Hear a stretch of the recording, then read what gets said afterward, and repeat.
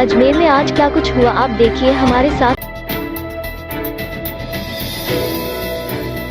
अजमेर की central jail के अधीन खुली जेल में बंद एक बंदी के फरार होने का मामला सामने आया है। जेल प्रशासन की ओर से इस संबंध में सिविल लाइन थाने में प्रकरण दर्ज कराया गया है। पुलिस के अनुसार आरोपित बंदी बाड़मेर निवासी बाबू खां है, जो चोरी के मामले में सजा भुगत रहा है। उसे जोधपुर की सेंट्रल जेल से अजमेर सेंट्रल जेल में शिफ्ट किया गया था।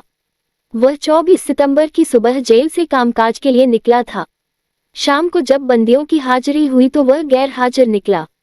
ऐसे में जेल प्रशासन में हड़कंप मच गया। उन्होंने बंदी को चेक कराया और उसके संबंध में जानकारी जुटाई, लेकिन जब कहीं कोई सुराग नहीं मिला तो 25 सितंबर की शाम को आरोपी के फरार होने का प्रकरण दर्ज करा दिया गया। फिलहाल पुलिस आरोपित बंदी की तलाश कर रही है। राजस्थान लोक सेवा आयोग ने सहायक आचार्य भर्ती 2023 के विभिन्न विषयों के पदों के लिए साक्षात्कार की तिथियां घोषित की हैं। निर्धारित कार्यक्रम के अनुसार 6 से 30 अक्टूबर तक 4 विषयों के साक्षात्कार आयोजित किए जाएंगे।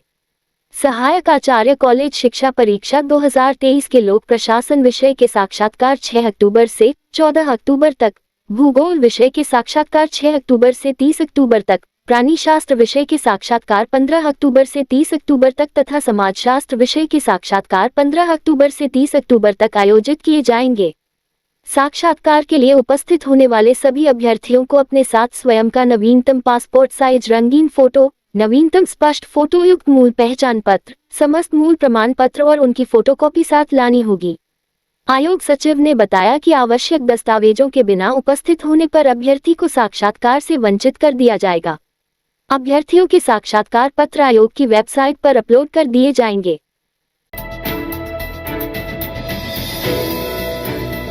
केंद्र सरकार द्वारा जीएसटी कम किए जाने के बाद कर बाजार में तेजी का दौर जारी है। एक 4 पहिया वाहनों में 28% से 10% जीएसटी कम करके 18% किया गया है। इसके चलते शुक्रवार को अजमेर में विद्युत विभाग में मेंटेनेंस का काम करने वाली फर्म ने करीब 25 गाड़ियां बुक की है, जिनमें से 8 गाड़ियों की डिलीवरी शुक्रवार को दी गई। एक मारुति सुजुकी के प्रोप्राइटर सर्वेश्वर सहगल ने बताया कि जीएसटी कम होने से ग्राहकों में काफी रुझान बढ़ा है, जिसके चलते दीपावली त्योहार की एडवांस बुकिंग बहुत तेजी से हो रही है।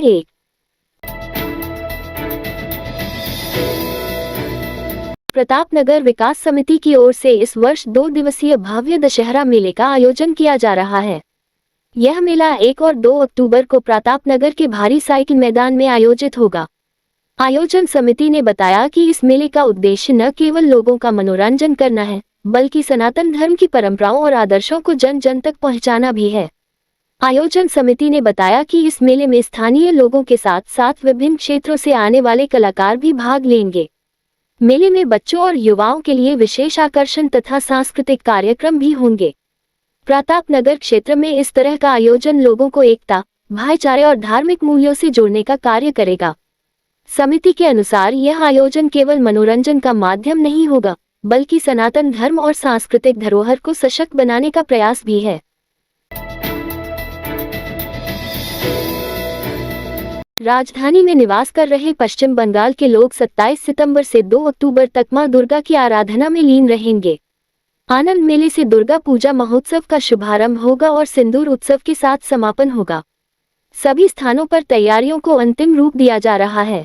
शहर में विभिन्न स्थानों पर बंगाली समाज के पंडाल बनाए हैं, जहां पर मां दुर्गा को पंडाल में लेकर आएंगे। प्रवासी बंगाली सांस्कृतिक सोसाइटी की ओर से 27 सितंबर से दुर्गा पूजा महोत्सव जय क्लब लॉन में होगा।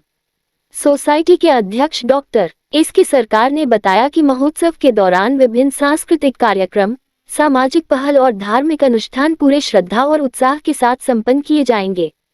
प्रतिदिन सुबह से रात तक महोत्सव स्थल पर कार्यक्रमों की श्रृंखला आयोजित होगी। आयोजन में समाज के प्रतिष्ठित व्यक्ति सहित अन्य लोग शामिल होंगे। आयोजन की तैयारियां व्यापक स्तर पर की जा रही है। दुर्गा पूजा महोत्सव के लिए बनीपाक की दुर्गा बाड़ी में मूर्तियां तैयार की जा रही है। कलाकार मूर्तियों को अंतिम रूप देने में जुटे हुए हैं। इस रात की सुबह नहीं होती जब तक हाथ में उसकी गर्माहट नहीं होती। चाय का प्याला, अखबार साथ पुराना है, मिट्टी से जोड़ता है। खबरों की खुशबू से सारा घर महकता है। हर रंग में ढला कहानियों से किस्सों तक ले जाता है बेरोक टोक। देश के हर हिस्से तक ये हकीकत का आईना है, ख्वाबों को सच करके दिखाता है। दैनिक नवज्योति, आपके लिए, आपके साथ। ये थे आज के मुख्य समाचार। विस्तार से जानने के लिए पढ़ते रहिए दैनिक नवज्योति। दैनिक नवज्योति के YouTube चैनल को सब्सक्राइब करें और ताज़ा अपडेट के लिए बेल आइकॉन दबाएं।